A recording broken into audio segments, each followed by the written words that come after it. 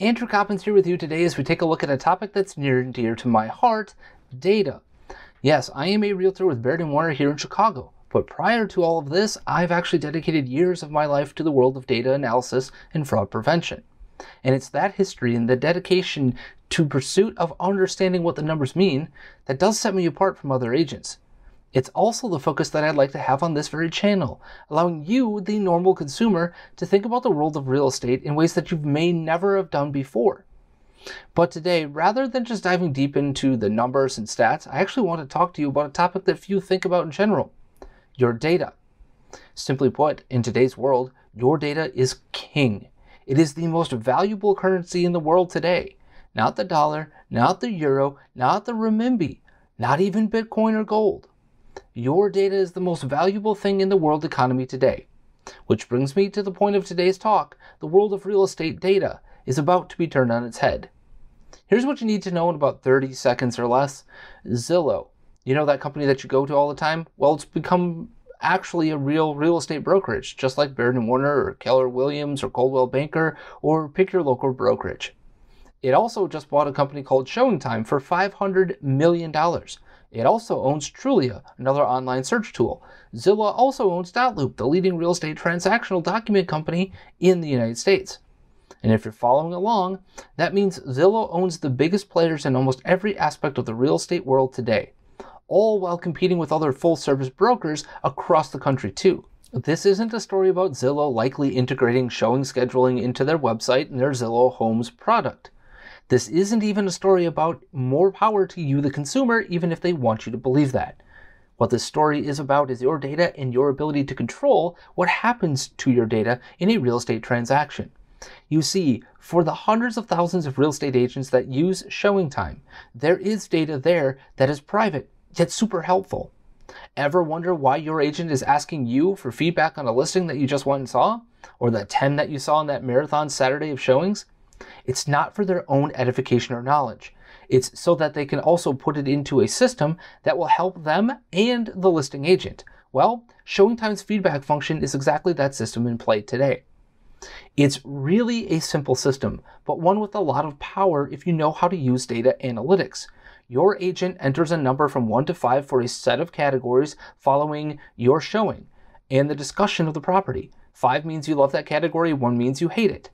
So just how powerful could this simple bit of data really be? Well, let's go ahead and use this example for instance. How would your agent know that it's time for a price drop on your property? Well, without ShowingTime, it's really a big guessing game. Sure, not having any showings could mean the price isn't right, or it could mean that the market just isn't right, or the property doesn't appeal to buyers. Your agent may have an idea, but the reality is that they're guessing that price would be the issue, unless they have a tool that can quantify what those who see the property are telling you about it. That's where the data from the feedback section of ShowingTime matters, and it's that feedback that matters to Zillow as well. I think you get the point, at least I hope you do. But there's a bunch of really private but powerful data just floating out there to be used. But just how valuable is your data to the industry and to a company like Zillow? Well, consider that over 50 million showings were scheduled with that service alone in 2020. And you can see just how valuable that would be to add to an algorithm like the one that Zillow has built. It's also really powerful as an agent because what if your brokerage owned a company that not only had access to, internal brokerage data, but private feedback from some 50 million overall showings all over the country? Do you think that would be a really powerful piece of the puzzle for helping your agent put together a better CMA and get your home sold? You bet it would.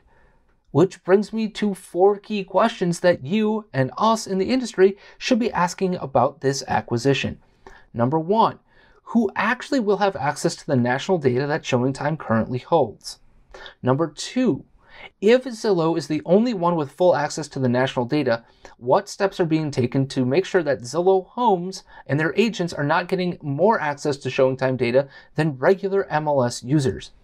Number 3, if Zillow is allowing access to this private data for all of their brokers within Zillow Homes, will ShowingTime allow that same access to the entire MLS area to all brokerages? Number 4, how does Zillow plan to incorporate this new level of data into its algorithms for its estimates and for its Zillow Home agents?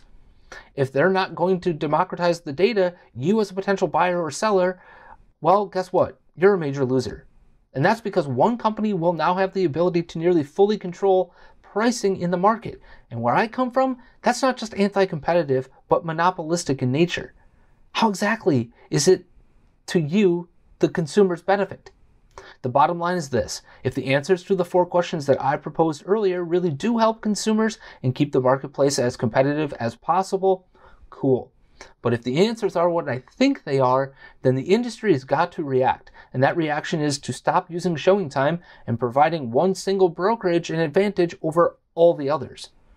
Luckily, there are other games in town outside of ShowingTime, and that could be where local brokerages and MLS systems turn should Zillow and ShowingTime not be responsive to these questions. Remember, it's your data at stake here, and it's very valuable. Pay attention to it. And with that, I'm Andrew Coppins with Baird & Warner's North Center office here in Chicago, and this has been your weekly dose of real estate data. If you have a question or thought on this topic or more, hit me up in the comments section, and don't forget to subscribe and hit that notification bell so you never miss another data deep dive again.